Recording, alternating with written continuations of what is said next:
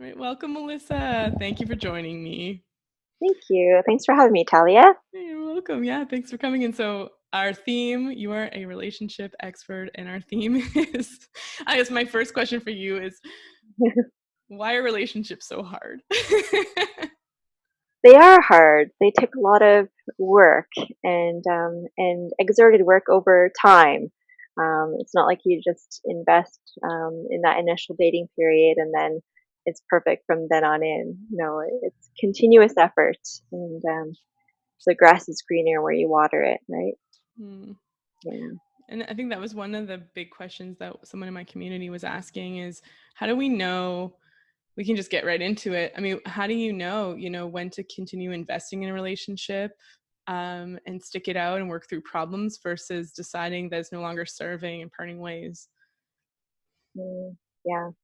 Yeah, so kind of weighing the pros and cons, and I've done that with my clients too. Like we'd actually use the whiteboard and write down pros and cons of staying versus leaving, and some find it helpful in terms of having it kind of laid out black and white like that to say, oh, you know what, the pros section of that quadrant is of staying. The pros of staying is much greater than the cons of staying or the pros of leaving. Mm. So kind of writing it out in that quadrant is helpful, um, and it helps kind of put on that more logical hat when you're making those kind of big decisions because those emotions can really run high, and so making those decisions based on the emotion and the feeling alone, is one way to do it. But if you want to kind of explore all avenues from different perspectives, then it's nice to kind of write it out and think it through, and good to kind of talk it over with a neutral person too, to do that kind of thing. Because oftentimes, if you talk that kind of decision through with family or friends, they will inevitably take your side and they might be biased, and so it might not be as helpful as talking to a neutral person about it who doesn't necessarily have an investment either way. Like whether you stay or leave, they're not necessarily invested in that, but they just are trying to work it out with you in terms of what's best for you and what suits your needs, and is this person a good fit to be able um, to meet your needs, and can you meet their needs as well, because it is a two-way street. um, Mhm. yeah. So and oftentimes, even just looking at personality profiles is helpful to kind of get an understanding of, okay, so this other person um, might be more on the extroverted side than me, and so it's not that they're trying to be difficult when they want to go out and socialize. That's part of their personality, that they do have that need to, and they get that energy from being around other people, and kind of recognizing those differences in personality is helpful, just to be able to understand that it's not that the other person is trying to make your life difficult in any kind of way, but it does come down to some personality differences. And then are you in a position to accept those differences, and can you live with that or not? Mhm. So yeah, that's what it ultimately comes down to, is working through those differences and accepting the other person as they are, if you are deciding to stick it out and work things through. Mm. Yeah, there's a few things I have to ask because, one common theme that I find in patients or even in my friends, so we hash out relationships a lot and provide our biased opinions. But one thing that comes up a lot is this idea of like, okay, it's like 75 or 80% good, but that leftover 20, 25% is like, these are almost deal breakers. And then this question of, if I go back into the dating pool or let this relationship go, and I find that 20, 25% that's missing, Mm. am I going to be trading the 75, 80% that's working in this relationship? Hmm. Yeah. and who knows if you would leave that relationship and find less satisfaction in the next relationship, right? Mm. Yeah. So I mean, it is a personal decision in terms of those deal breakers. Are they truly deal breakers for you? Um, and are they pieces that you feel like you can work through? And then where did those deal breakers come from? Did they come from kind of preconceptions from childhood, from upbringing, from watching your parents' marriage, from friends, like from media? So yeah, I mean, movies kind of romanticize relationships, right? So relationships are never going to be perfect, but is it going to be something that um, that you feel content with and satisfied with and happy with? Mm.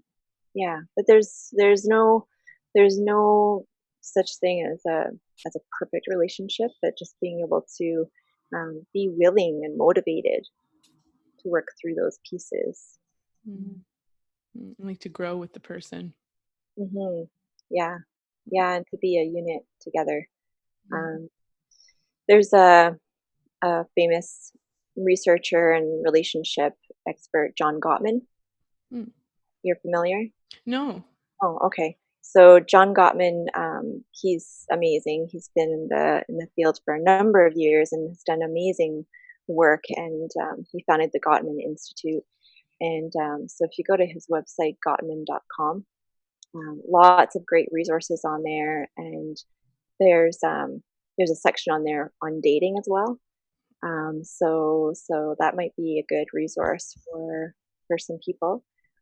So and then he has you can sign up for a newsletter and things like that. So lots of really great resources on the page, and he says that for every relationship, um, like there will be those issues. It's just a matter of are they solvable or are they unsolvable, Right. right? Like because some couples um, they have these issues that are kind of ongoing issues that it feels like it never goes away, and it feels like it's kind of you're arguing about nothing, but really it is something, right? It is something. And so he found that 2/3 of relationship problems are actually unsolvable. Oh no. 2/3. So, I mean, you can say, oh no, but you can also say, oh, that's kind of a relief. Like, I'm not the only one, right? This is Mm. so commonplace. Mm. So then what do you do about that?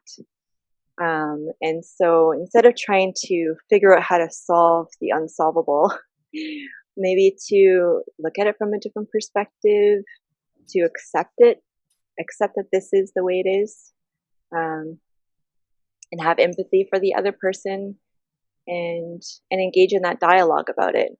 Um, when I did my undergrad and my master's, I researched into humor, and I remember reading one article at that point in time that for those couples who they had this recurring argument over and over again, what they found was really helpful to be able to kind of manage it is using humor.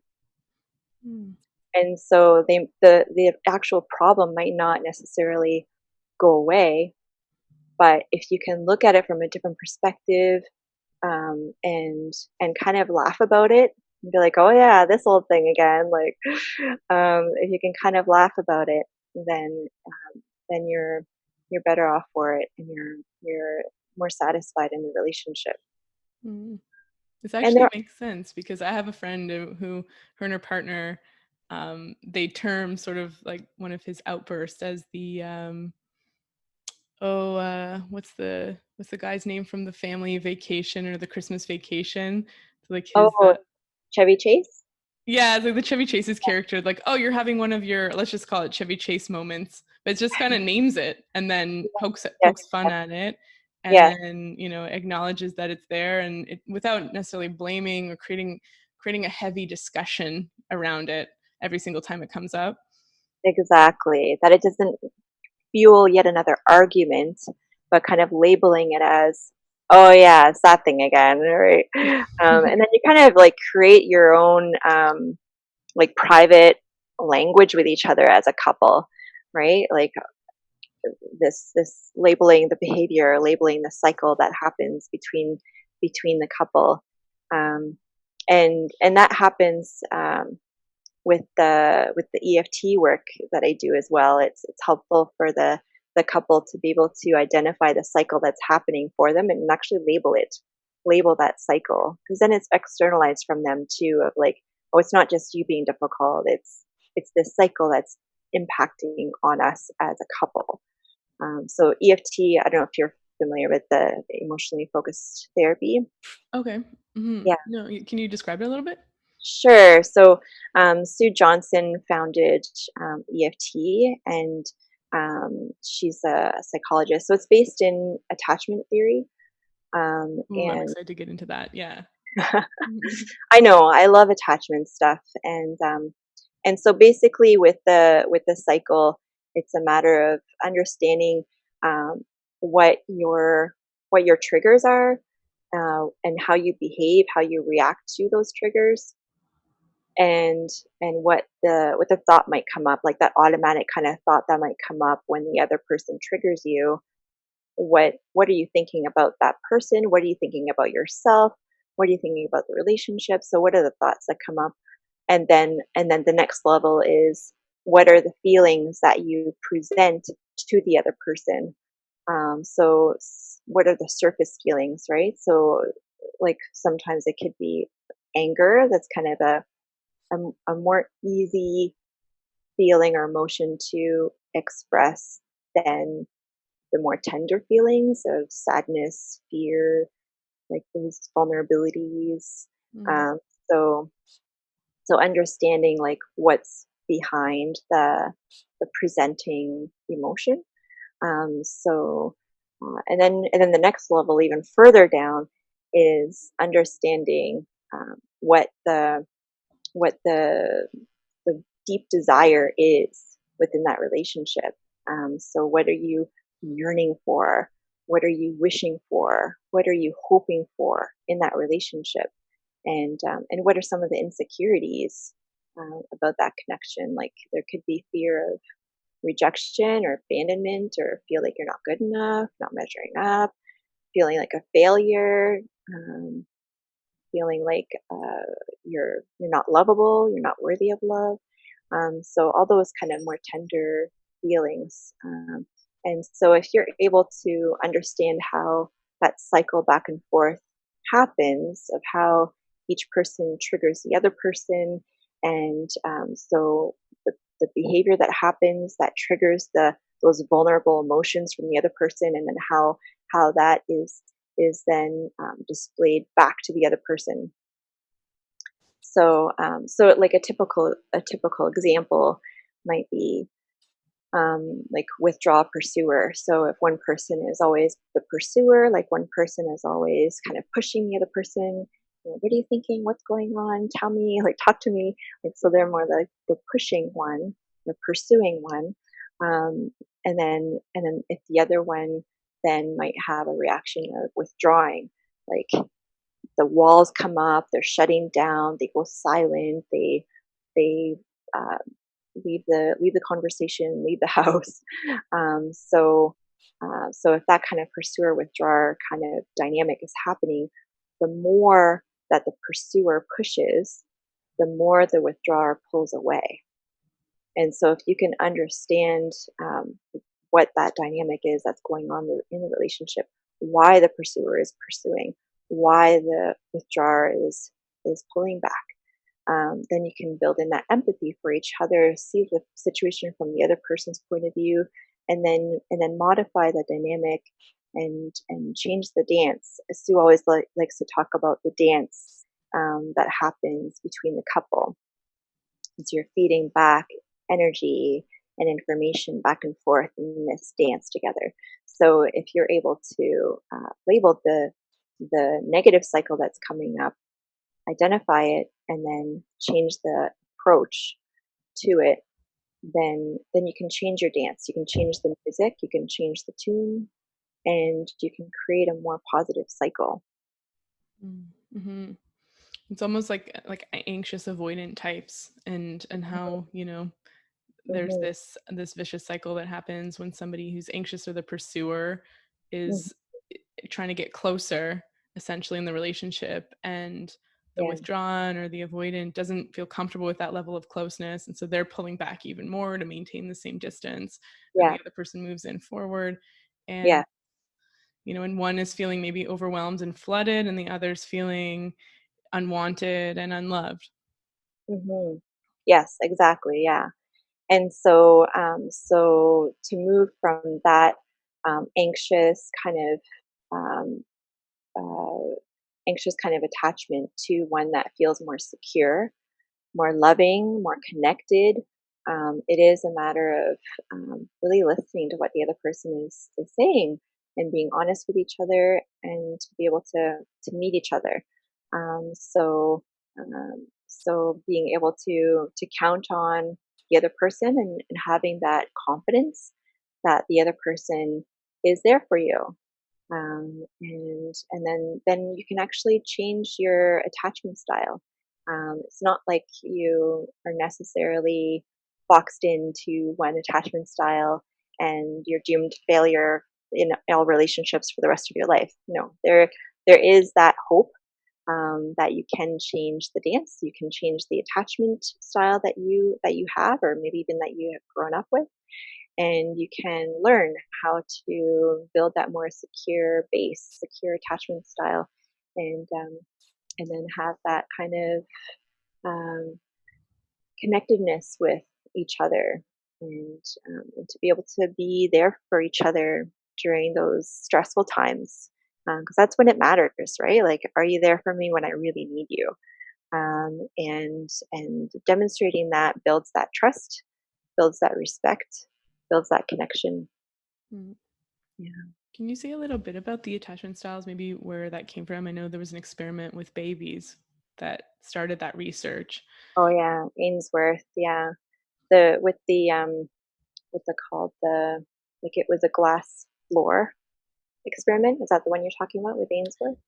I think that was part of it, but there was one where I think it was a simple experiment where the mother would leave the room and then return, and Oh, that yeah. and then Hmm. they sort of watched how the babies responded to the mother primary caregiver once she returned. So some would not look at her. It was more Yes. associated with avoidant patterns in adulthood. Some would be anxious and clingy to her when she Yeah. came back, and that was associated with the anxious types. And then there's other babies that were like, "Oh, that's cool. You're back. I trust that you go and come back, and everything's cool." And those are the golden, secure, attached people who tend to do well in relationships. Yeah, they're actually happy to see the mother return, and they were appropriately distressed when the mother left. Yes, exactly.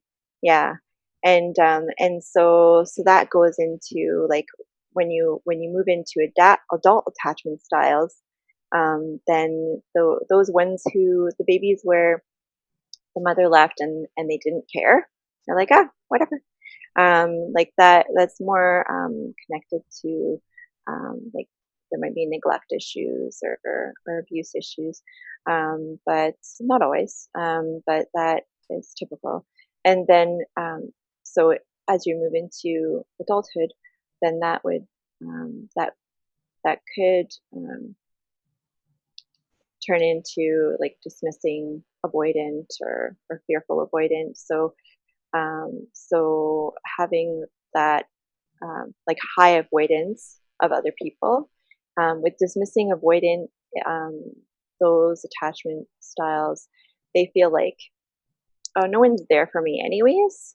So, but I don't care. Like they've kind of developed that over time of, well, like the world is kind of a crappy place to be, and they've learned to cope by just disconnecting from other people and having this sense of I'm independent, I don't care, it doesn't matter.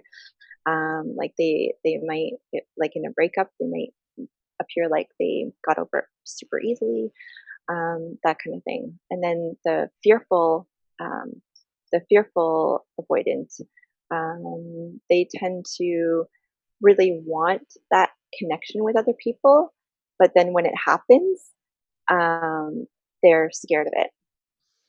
So they would then like push the other person away. So, oh, others are not there for me, and they may want to hurt me, but I still need them, and I still want to try.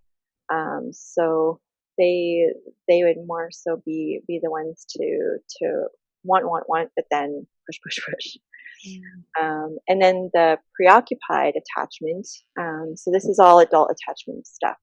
So we're talking about relationships. So the kind of attachment styles in childhood, it's not necessarily one that will directly equate to the adult attachment style, but there are correlations. So the model that I'm referring to is about adult attachment, about adult relationships. So the dismissing and fearful are both high in avoidance, but the dismissing is lower on the dependence on other people. Like, oh, I don't need you anyways. And then the fearful have like a high dependence on others. Like, I'm scared to be close, um, but I need you to. I really want you to be there. And then the preoccupied is the same as the fearful in terms of they're both high on that dependence. Like they both have a strong need for the other person. But the preoccupieds are not avoidant. They're more the like codependent type, where they have that high need for other people, um, and they want that closeness. But to the degree where like it tends to be like having to control the situation, control the other person, like really, like the mood swings can fluctuate quite high, and so this is the type where if they don't hear back, if they text somebody and they don't hear back within like 15 minutes, then the mind starts going, oh my gosh, does this mean that they don't care about me? What's going on? Did I say something wrong? And then replaying like the last conversations that they might have had with that person of like, did I say something to offend them? Like, what's going on? So they're really questioning, and so very anxious and preoccupied, and like it feels like whoever's in a relationship with them, with a preoccupied attachment style person, they might feel like they're giving to that person, but it never feels like it's enough. Like their love tank is never full. So that's kind of the preoccupied. And then there's the secure. That's as you were saying with the baby. This is where the mom leaves the room. They're appropriately distressed because they want that closeness, right? And then when the mother comes back, they're happy. They're happy to see her. They feel comfortable again. And with the when you're talking about secure attachment with kids as well, like they have that secure base of like the caregiver, whether it's mom or whoever, the caregiver is that secure base for them. So then they feel confident, they feel comfortable to then go out and explore the world. So at a playground, you might see the child coming back to mom, kind of doing a check-in. Okay, yeah, I feel I'm safe. She's here. I'm okay. And then they'll go back to the playground again and play again. Or even if they're at the playground, they'll make eye contact. Mommy, look at me, right? And they'll make that connection. Mom is there. Mommy is acknowledging. I feel safe. I'll continue playing again. Mm. So that's the secure attachment for kids. And then for adults, the secure attached people, they have that sense of independence, but they also really value the connection with the other people. So they have that sense of autonomy. If you are out of my sight, then you're not out of my mind. They carry you with them in their hearts and in their minds. They can come back to that as that safe haven, and So they have a healthy working model of themselves, of other people. They have that confidence, and they don't avoid other people. They're okay with that closeness.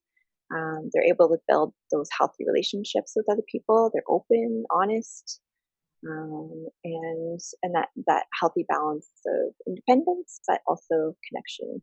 Mm. So, and then they can also, not only do they know that other people would meet their emotional needs, but they can also better soothe someone else who's distressed or having some difficulties. Like they are better able to comfort someone else who's distressed, and they wouldn't necessarily take it personally of like, oh, what did I do? They would more be there for the other person and try to understand what's happening for the other person, be there for them, be available to talk things through. Um, and they'd be more apt to seek out their partner when they themselves are feeling distressed. So their kind of internal working model is, I'm okay and other people are okay. I know that other people are there for me. I can count on other people. They have a high emotional intelligence and more resilient. Mm. So yeah, that's kind of the ideal case scenario, and so the good news is that you can get there, like regardless of what other type of style that you might resonate with, that you might feel like, oh, that's me. It's okay, like you can get to that point in it of secure attachment. And Sue talks about this as well, Sue Johnson, and talks about this with EFT of, even if you have that kind of avoidant or anxious attachment style, you can relearn how to have that closeness and intimacy with someone else. Mm.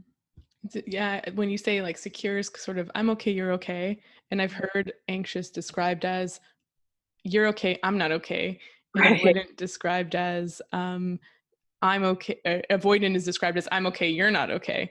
right, So you're what I right. find, like if you look at sort of dating advice, people on Instagram, or just like figures that are or researchers like Sue Johnson, it always seems like it's people with the anxious attachment style that are looking to heal.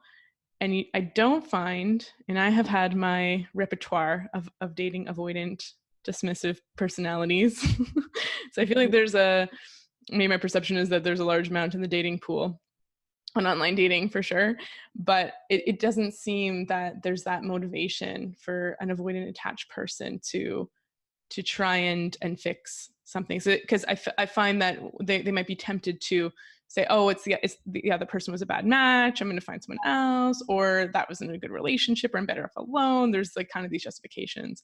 um, Yeah, blaming the other person. Yeah, yeah, and that's each person's own personal journey. mm, And it's not like you can necessarily say to someone who is who you're dating, oh well, you have this going on and you need to fix that. Like it probably won't be received very well. But yeah, it is a personal journey for them to kind of reflect on, and hopefully they'll be able to recognize their own patterns in over time of different relationships that they might have been in, and recognize like, okay, there seems to be a pattern going on here, and then reflect on that. like, oh, everybody's told me the same thing at the end Yeah. of every relationship. Hmm. Hmm. Yeah. Mhm. And it is nice to kind of navigate these things with someone um, who you can bounce these kind of ideas off of and be able to process together. Yeah, having someone neutral to talk to about that. Right. Mm. What are some of the so for both the anxious and avoidant people to start moving into a more secure attachment style, Mm. what does that look like? Maybe just a quick overview. I know obviously it's a really in-depth process for each individual, but what are Mhm. some of the things that are involved in that journey? Mhm. Well, the biggest piece is knowing that other people are there for you. And so, if, let's say, in a relationship, the other person can demonstrate those and have those healing moments, then that helps to kind of repair and helps build that trust of realizing, oh, okay, other people are there for me, and there is hope there, and so in couples work, it really is like taking those moments of demonstrating to the other person, I care about you. I want to hear what you have to say, and I see you. And so being able to have those little moments of repair. Mm. And the communication piece, Mhm. probably. Mm. Yeah, yeah, yeah. Talking things through and having an understanding of where each person is coming from, um, and then kind of going back to the Gottman thing, like he was saying that that like for those issues that are not solvable, like that's part of how to work with that is just understanding where the other person's coming from and feeling heard and kind of changing the narrative of, okay, this is what I was thinking. This was kind of my automatic thought of what was happening here in this scenario. But then reflecting about that and thinking about, okay, where was I coming from? Like what is it about me that made me think that way? Was it, something from a previous relationship, something from childhood, some kind of fear, anxiety, whatever the case may be? And then so understanding like where you came from and why you might have had that thought or jumped to that conclusion, and then putting some thought into what the other person might be experiencing and where they might be coming from, and then for both people to do that, both partners to do that, and then coming together and discussing that and figuring out like, okay, this is where I think you're coming from. Is that accurate? Like this is where I think like maybe you might be, that might be like underneath this issue, the meaning behind it. Is that right? Or what did you come up with? And then you can kind of compare notes of like, oh yeah, that's exactly where that came from, and you might be able to kind of get some new insights that maybe you didn't think of before having that kind of conversation and kind of talking it through. So then you get a new understanding of each other, and even though the issue itself might not necessarily be rectified, like at least you've talked it through and you have a better understanding and you have a greater sense of empathy for the other person. Mhm. It's like, so when I don't hear back from you and I don't get a text back for 24 hours, Mhm, what the automatic thought in my head is that you don't care about me, that you're leaving me, and this mhm. comes from, maybe issues in past relationships or something. And then the other person has an opportunity to, explain themselves, but it's like putting that truth out there, which I think can be really difficult, really, and this is a theme for some of my friends, some conversation I've been having with friends who have been having relationship issues, is this block in expressing their needs and in communication, and that fear and vulnerability that comes with that, you Yes. know. Yeah. It's hard. That's why relationships are hard because you have to put yourself out there. You have to be vulnerable. I love Brene Brown stuff. The shame and blame and being vulnerable and really being honest, like honest with yourself, but also honest with other people. And so, yeah, it's not easy. Mhm. So it does take that concerted effort and in an ongoing kind of way. It feels a little bit like jumping off a cliff into cold water. You sort of blurt it out. It's super imperfect and messy, and you just need to kind of get your feelings out there, and then you're waiting for the Yeah. penny to drop for the other person to respond. Taking that risk, absolutely. Taking that risk. And it might be petrifying. But guess what happens if the other person receives it and is touched by it? It brings you closer, much closer as a couple than if you never did that. Mm, Mm, yeah. So being able to work through those difficult conversations is really powerful. mm. And I love, you sort of touched on almost like a nonviolent communication style of when this happens, or I hear this, or you do this, this is my thought, this is my emotion. And then I believe that the fourth step is sort of like, this is what I need in the future. So maybe you could just send me a quick text and just say that you're busy and that you'll get back to me as soon as you think of what to say or whatever it is. Mm. Um, yeah, as Yeah, opposed to just like, how can we, that where the anxious style may have a pattern of just like sending follow-up texts and trying yeah, to shake that person up to try and get them to respond and yeah, control. yeah. Why didn't you message me back? What's going on? Yeah, Mm-hmm. yeah. Mm-hmm. But then, like, I think what you just said about trying to find a good time to talk about it is helpful, because oftentimes if you try to have those hard conversations when you're tired or hangry or in a rush or whatever, it's not going to be productive. So part of it is really understanding, like, okay, when's a good time that we can talk about this, because this isn't really sitting well with me. And so that's kind of step one. So Mm-hmm. I'm a I'm uh, I'm a couples counselor, but my niche, my subspecialty is premarital counseling, and so I love using the Prep-Enrich inventory for that, and each each person will do the inventory, and then it prints out a report, all the the strengths and areas of growth in the relationship, and personality differences, and it breaks down the relationship in all the different areas. And so we go through the report together, and we work through a workbook together.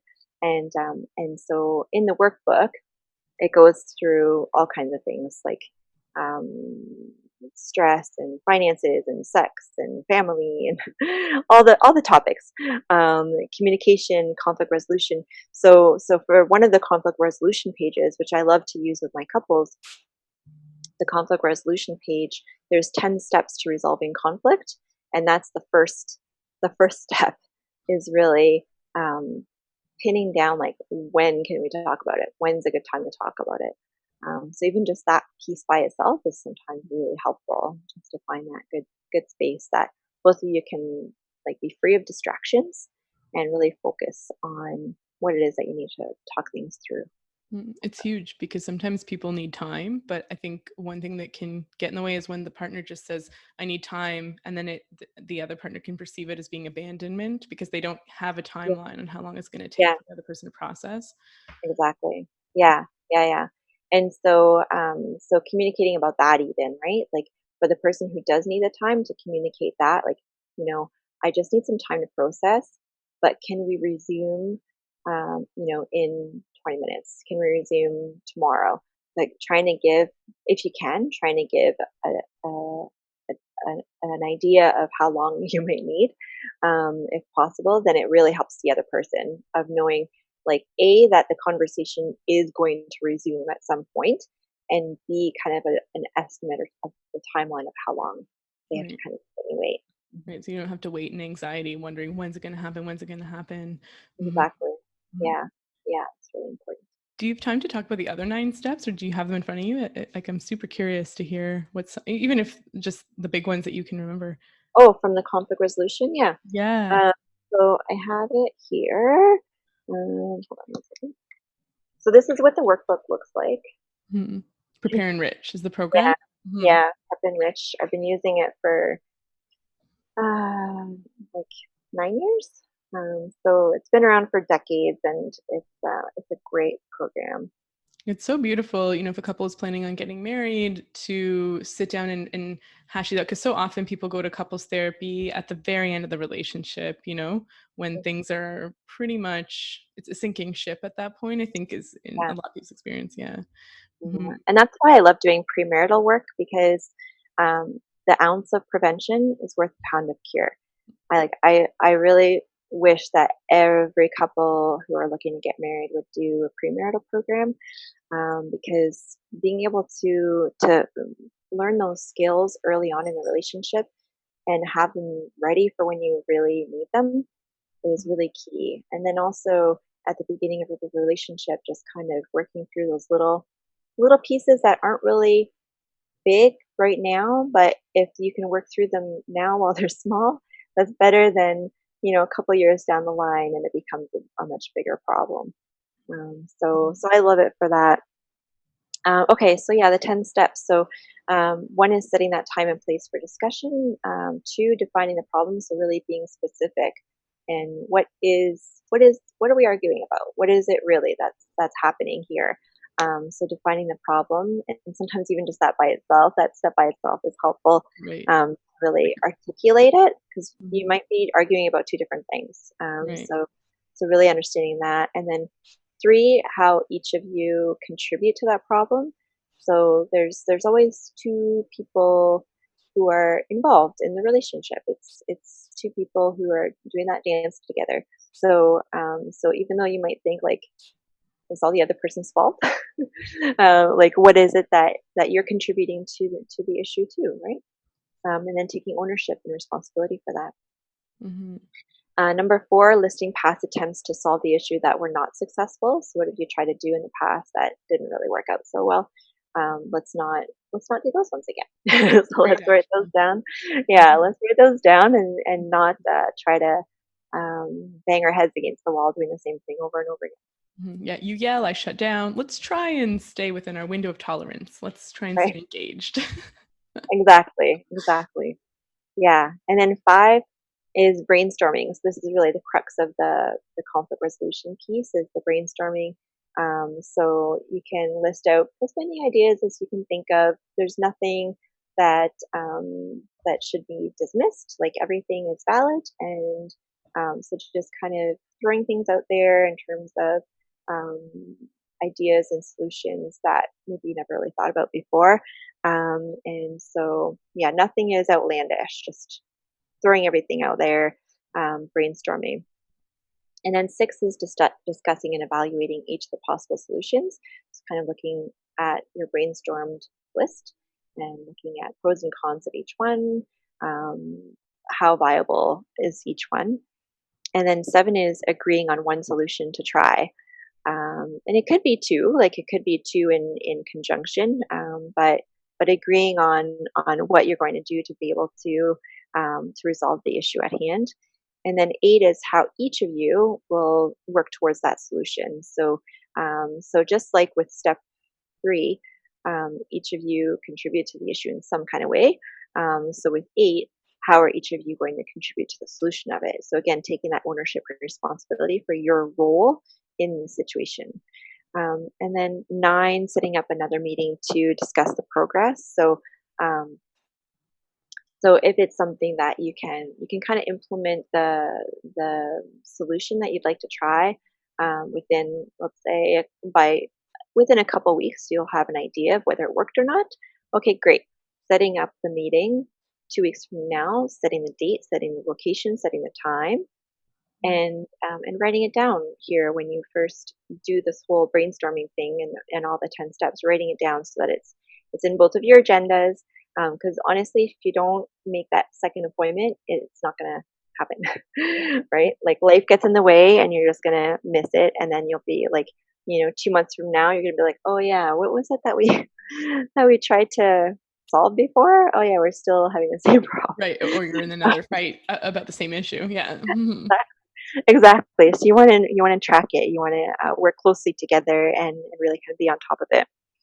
And then 10 is rewarding each other for the progress made.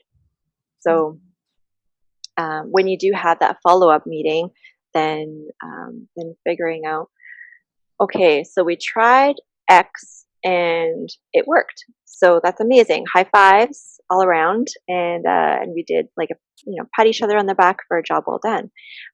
Or you can say, okay, we tried X and it kind of worked, but didn't fully work. So then let's go back to the drawing board of let's revisit those brainstorm ideas that we wrote down before and see if maybe there's another solution that can help us kind of fully work through this. So, and then the other option that could result out of step 10 there the progress is like, oh, that didn't work at all. Like, let's start from ground zero and figure out what went wrong, why didn't it work, what are the challenges around that, and try something new. Mhm. Maybe even we need to redefine the problem. Maybe we didn't define it correctly the Ex- first time. yeah, for sure. Yeah, Mhm. It's like kind of absolutely. like running a science experiment, but Yeah, in a couple. yeah, absolutely. Yeah. Mhm. And it is that, right? It's trial and error a lot of the time, figuring out what works for both people. Yeah, so it's not like a cookie cutter kind of scenario. It's so personalized. What works for one couple might not work for the next. So Mm. It's like yeah. even coming at it at a conflict using just one of those steps, like randomly selecting one out of the 10 and just adding that to a typical conflict would probably just level it up that much more. Like even just coming at a grievance and saying, "Oh, I understand this is how I'm contributing to it." You know, Hmm. you're not picking up your socks, but I'm also yelling at you about it, and maybe I could be kinder. That's already a better conversation Exactly. than the typical ones that we will fall into. Exactly. And then that by itself changes the cycle of realizing like, okay, I'm nagging or yelling when you do X. What would happen if I didn't do that? And maybe gently remind, and then leave it at that. And Mhm. then see what happens, right? And I like what you said about it's an experiment because that by itself is kind of an experiment of like thinking to yourself, okay, I'm going to change my approach and I'll just see what happens. Mhm. And sometimes it does take a little bit of time for the other person to recognize what's happening because maybe they're so used to like you yelling or you nagging about it that they just kind of assume that's what you're going to do anyways. But then like over time, once they realize, oh, you're you're just nicely asking me and you're being very patient about it, like, Mhm. hey, if you're being kind to me and nice to me in that way, I'll show you respect to, like, I'll reciprocate that respect and kindness to you by preventing this thing that I know you don't really like very much. Mhm. Mm. Mhm. Mhm. And maybe I'll be a little bit less resentful about picking up my socks or a little bit more Right. distance around it. Yeah. You're at least being nice, you know? Yeah. Yeah. Yeah. And that's, I mean, just one of the other kind of gurus we talked about, Sue, we talked about the Prep-Enrich stuff, we talked about Gottman, but then the other relationship guru that I really draw on a lot is Gary Chapman, right? So, Mm. so with the whole picking up your socks thing, that's an act of service, right? I wanted to talk about that actually, the love Yeah. languages. Mhm. Mm. Yeah. So active service is one of the five love languages. Um, and tying into Gottman as well, Gottman found that um, when one partner does like does some household chores or cleaning or that kind of thing, then it's actually a big turn on for the other partner, right? It increases that level of intimacy. And so Chapman is basically talking about the same thing, right? That showing that act of service, something that you know that the other person would appreciate, that's kind of a service to the other person. That increases the connection, shows the other person that you love them, that you care for them, that you value them, that you know what their preferences are. Mhm. So yeah, so acts of service, picking up the socks thing is a good example of that. Mhm. And then there's also words of affirmation. So having that kind of verbal positive statements from the other person really fills up the love tank of the person who hears that. And then quality time. So you don't have to do anything fancy. Like for someone who really values quality time, they might really enjoy this whole COVID, we're trapped inside kind of time period because they have all this time with you and that's amazing to them, right? So those who value quality time, it really doesn't take anything special. um, you don't need an expensive dinner out or something like that. Like just literally spending that time with them is great and helpful for them and helps them to feel connected. And then receiving gifts is another one. Those who really do appreciate the gesture of gift giving. They appreciate receiving those gifts. It makes them feel thought of and loved, and um, you know, that the other person took time out to consider what they might like. So they really appreciate that. And then the fifth one is physical touch. And that's not necessarily sex, but it is affection. And it could be something simple as holding hands when you're going for a walk together, or giving a massage when you know the other person has maybe been on their feet all day and kind of massaging their feet. So just that physical touch makes them feel warm and nurtured and cared for. So it fills up their love tank. So usually there's a primary love language that people have, and then a kind of secondary love language. And if you go to the 5 languages website, then you can take a test to kind of see what your love language is. Yeah. Mm-hmm. I think mine is words of affirmation, and I think I need all of those 5. But acts of service, I can understand that the person is giving and expressing affection, but it's really hard to really feel that. Mhm. Yeah. Yeah. Yeah. Mhm. Yeah. And so understanding what your own is really good. And then understanding what your partner's is really helpful too. Because Mhm. you can be like trying to show each other that you love each other, but just missing each other completely, right? Speaking 2 different languages. Totally. Yeah. Which is, one of those things where it's like, what those 2/3 of relationship issues are not solvable because Yeah. we can't necessarily switch love languages, what we understand affection to be translated as. But Hmm. understanding your partner's love language may be really helpful. It's like, okay, maybe it's not my instinct or my nature to say something, but I'm going to try and at least once a week, maybe, Yeah, or daily say something affirming. exactly. Mhm, Exactly. mhm, Yeah. And then going back to the Prep-Enrich thing, program, that's one of the, I think it's one of the communication exercises is actually daily compliments. So making that effort, even though it might not come naturally, but making that effort to point out what you liked about the other person, or something that you appreciated about the other person, maybe something that they did that day, or something just about the other person's personality or anything like that. Yeah, it's under communication, daily dialogue, and daily compliments. mhm. And is it possible that the love language in terms of receiving love is different from how they express love? Like maybe someone understands words, but they don't necessarily express their love via words. They're usually correlated. So usually the way that you feel loved is also how you'll tend to show it. So that's why it's important to really understand what your partner's love language actually is, because if you're showing it, like if you let's say physical touch, right? So physical touch makes you feel really loved. And so naturally you tend to be a touchy-feely kind of person. So you're touching the other person, like giving them a little rub on the shoulders as you walk by, a kiss on the cheek, whatever. So you're showing your affection to the other person that way, because that's how you feel loved.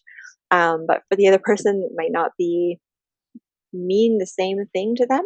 Mhm. So really understanding what your partner's love language is helpful. Yeah. Mm. Mhm. Right, totally. Right. Otherwise, exactly like you said, you might miss each other and then Yeah. like they never appreciate me, or I give them all these gifts and they still ask me if I love them, or they don't understand that I'm Yeah. into them. Mhm. Exactly.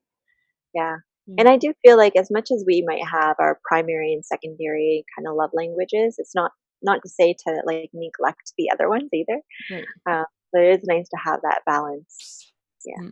Like you said, like it's good probably for every couple to give and receive daily compliments, whether that's their love languages or not.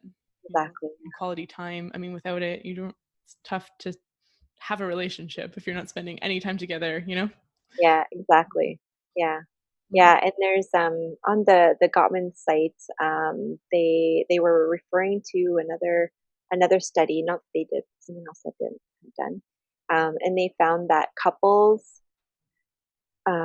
Well, let me ask you, how many minutes a week do you think couples converse with each other? Mm.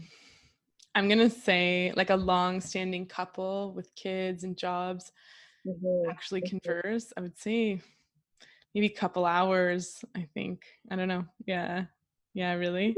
35 minutes. Whoa. Yeah, that's what Okay. this study found. 35 minutes. That's on the Gottman site if you want to look at. Oh It's in one of the man. blogs there. 35 minutes in a week, Whoa. and a lot of that is just talking about mundane kind of stuff, like who's going to pick up the kids, what do we need from the grocery store, like that kind of stuff. Mm, So yeah, that's kind of a sad state of affairs, and so yeah, whenever I work with my couples, I try to encourage them to connect with each other like 20 minutes a day. 20 mm, minutes a day to like just converse and talk with each other, and once a week to go on a date night.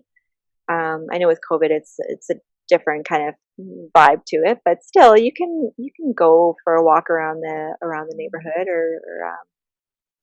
mm, or be creative in terms of date nights. But yeah, so once a week having a date night, and during the date night, not talking about the kids at all. mhm, Like kids are off the table. You're not allowed to talk about the kids. And then at least once a year, going out, like going on some little vacation together, just the two of them. So often couples will have kids, and then whenever they go on vacation, then the kids come with. And so by the time that the kids have grown up and left the house, they're looking at each other as strangers. They have nothing in common anymore. They don't even know what to talk about anymore. So it's really important to kind of maintain that connection over time, and so yeah, at least once a year, to even if it's a weekend getaway, right? Just the two of you, to be able to reconnect and talk with each other about anything other than the kids. mm, um, yeah, so that's kind of the idea. Going back to how we initially started the conversation, it does take that work. It does take that investment of time and energy, and to maintain that connection, that relationship. and like an intentionality of, Mm. okay, this is how we're gonna resolve conflicts. We're gonna work through these 10 steps, or at least a few of them. We're gonna set date nights and give daily compliments. And there's like these things built in intentionally to have a great relationship. Exactly. Mm, Yeah, yeah, yeah. And for the annual piece, like there's lots of retreats, like couples retreats out there. That if a couple were to do, make an annual thing of it, of doing a retreat together, then that's amazing. Like it's really helpful to have that, like you said, intentional time carved out to spend that time with each other. Mhm. that's great. Yeah. And actually, I have one more question. This is more back into the dating realm. Okay. And this is from my Facebook group, the Good Mood Project.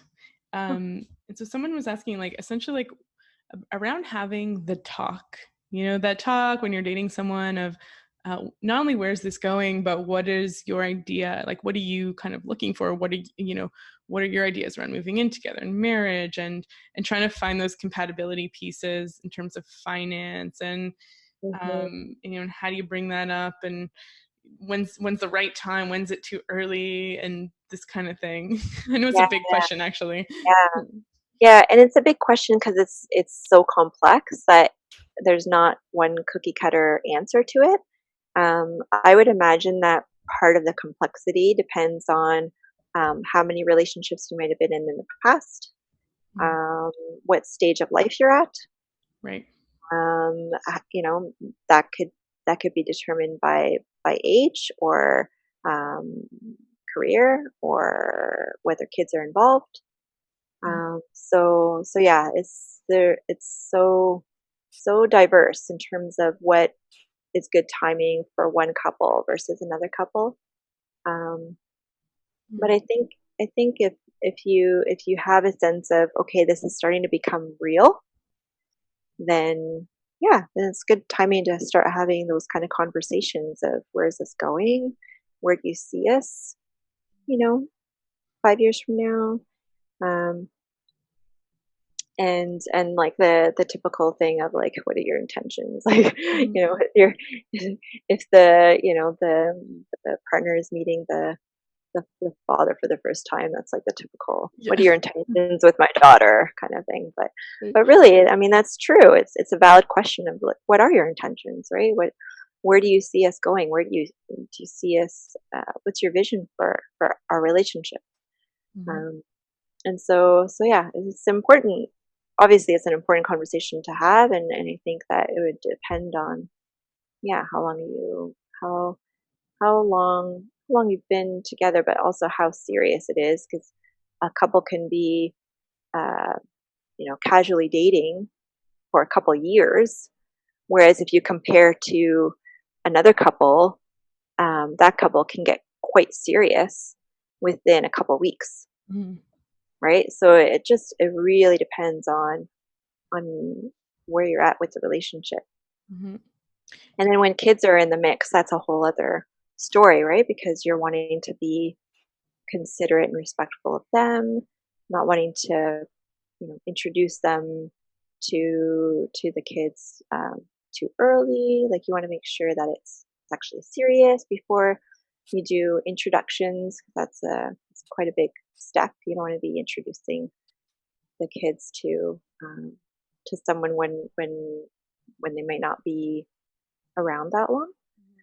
So yeah, a lot to consider Mhm. and take into account. It's like these I hope relationship that milestones.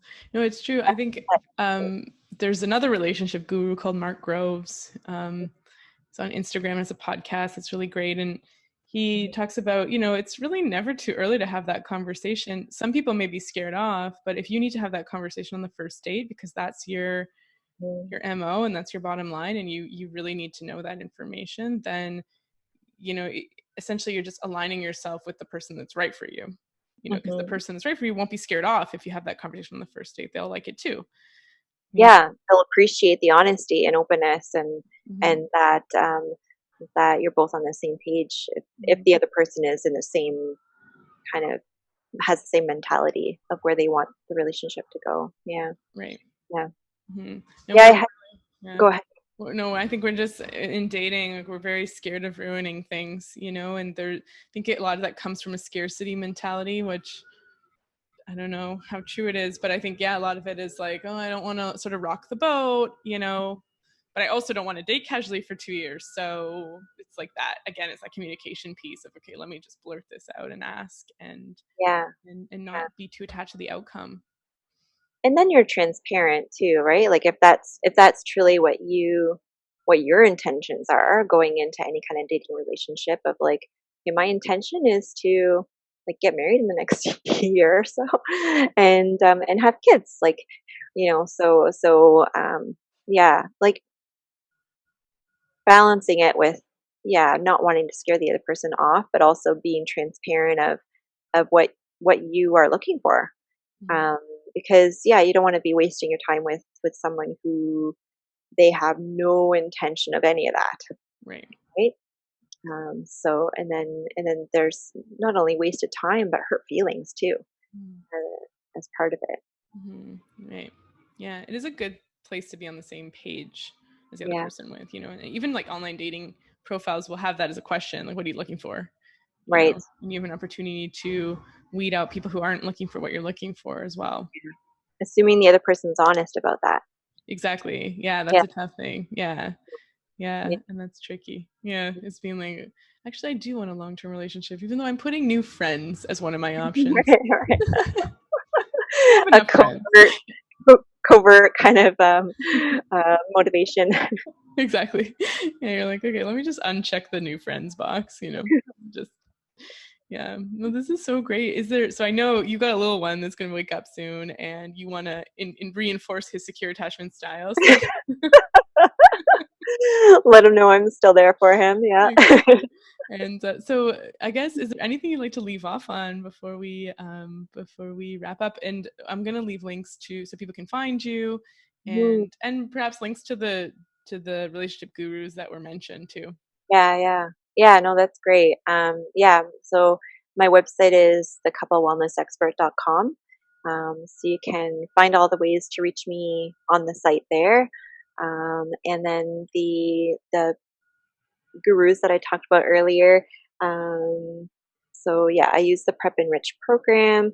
I have a couple of the books here. So this is the Gary Chapman, The Five Love Languages. That's the original one. So he wrote a bunch on other, like applying the love languages to other contexts, like the five love languages of children, the five love languages in your workplace, like that kind of stuff. So there's a whole series. And then this is the book, the original book that Sue Johnson wrote, Hold Me Tight. So if anyone's kind of interested to learn more about the cycle and what's happening in the relationship, this is the one to get. So that's the Sue Johnson one. She also wrote this one that created for connection. So that is like Hold Me Tight, but for Christian couples. So that's a good resource too if you identify as Christian. And yeah, so this is the Prep-Enrich. This is a sample report. So just to kind of show you what it kind of looks like. So this is the strengths and areas of growth chart, and then it goes through relationship dynamics and stress profiles, couple map, family map, personality scales, all the different areas. So yeah, the couples who I do premarital stuff with, they get a copy of the report, they get the workbook, and then at the end of our work together, they get a certificate of completion as well. So yeah, I love doing the premarital stuff. I work with couples. Lately, I've also worked a lot with individual females. I would say right now, I'm actually seeing more individual females than I am couples. So it's interesting. I enjoy it actually. It's like I'm seeing a lot of depression, anxiety, stress. So it's for me, it's nice to have that balance, balance between working with individuals and working with couples as well, and then some the premarital couples in there too. So it's nice to have that a bit of variety there. But yeah, so individual females has been yeah, I don't know. There's like drawn to my profile, I guess. So yeah, I've been seeing them a lot more lately. Are they coming with struggles in relationships or in dating, or is it general mental health that they're coming in with generally? Both. Oftentimes it's both. Yeah. So mental health stuff with depression, anxiety, or just like work stress, or relationship stress. So they might be inevitably there is some kind of relationship talk somewhere in there, whether it's relationship with their partner or um, struggles with dating or a relationship with coworkers or friends or parents or kids or some kind of relationships in there somewhere inevitably during our work together. And we are we do live in that context, right? So we don't live in this bubble. So it is important to understand what is going on in all the other worlds for that person, and then work. I like to work from a holistic point of view, a holistic perspective.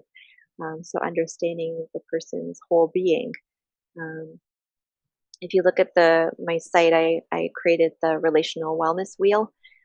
So looking at the person in context of their financial well-being, their emotional well-being, their social well-being, their vocational well-being, like all these different areas that make up that person. Because we're not just like two-dimensional; we're complex people. So understanding what's going on in all the different areas is really helpful. Totally. Yeah. And I mean, relationships are definitely a determinant of our mental health and general health status for sure. Hmm. Um, I think I find in my patients the three main stressors are finances, relationships, and work. Hmm. Yeah, finances, relationships, and work. Yep, yep, that would be it. And then also, Gottman was saying, like, you know how I was saying that there's 2/3 that are unsolvable.